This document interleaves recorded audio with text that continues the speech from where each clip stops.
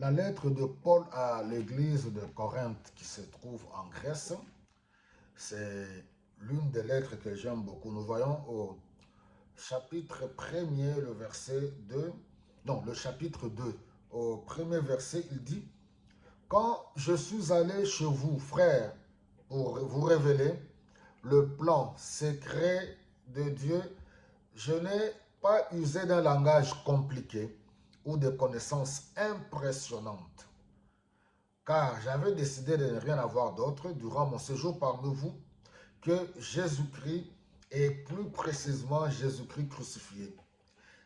Bien-aimés, je vais être très court. Revenons au message de Jésus-Christ, Jésus-Christ crucifié.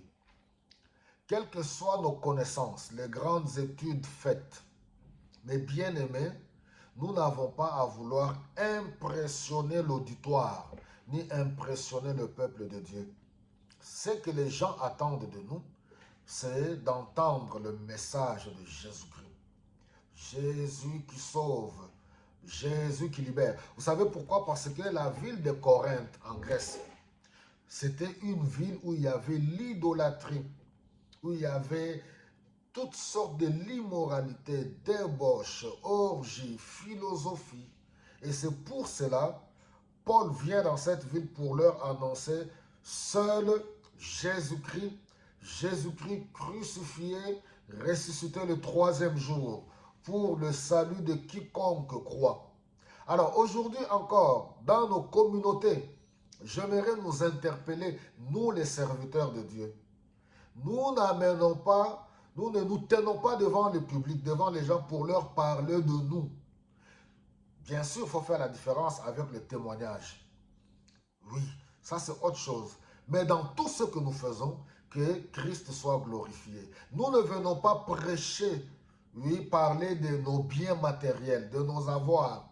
Oui, faire toujours la différence avec le témoignage. Nous ne venons pas prêcher, oui, parler de nos enfants, de nos épouses, commencer à faire des éloges pour les femmes, faire des éloges sur leurs hommes, les hommes faire des éloges sur leurs épouses. Venons prêcher Jésus-Christ. Oui, c'est à cela que nous avons été appelés, à annoncer la bonne nouvelle.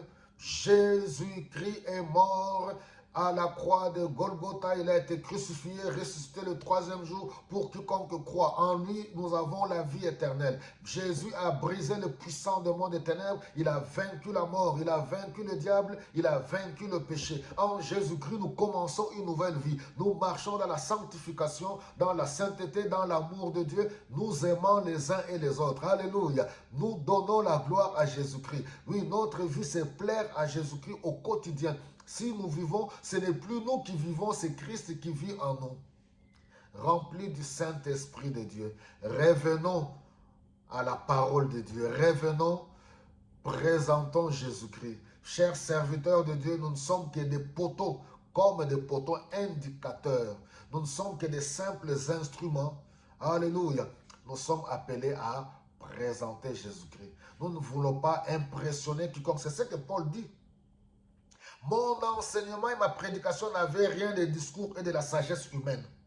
Mais c'est la puissance de l'Esprit divin qui en faisait une démonstration convaincante. Ainsi, votre foi ne repose pas sur la sagesse des hommes, mais bien sûr sur la puissance de Dieu. Nous n'avons pas besoin de philosophie. Prêchons Jésus-Christ de manière simple. Si nous vivons certaines expériences extraordinaires spirituelles où nous dormons avec les anges, nous les voyons monter, descendre, gloire à Dieu. C'est une grâce, alléluia. Mais nous ne venons pas pour venir impressionner l'auditoire. Parlons-leur de Jésus-Christ, seul qui sauve, qui transforme les vies. Alléluia, Jésus-Christ transforme réellement les vies. Il n'y a rien de mieux que connaître Jésus-Christ, marcher avec lui, vivre avec lui. Que le Seigneur vous bénisse abondamment et soyez toujours remplis du Saint-Esprit de Dieu.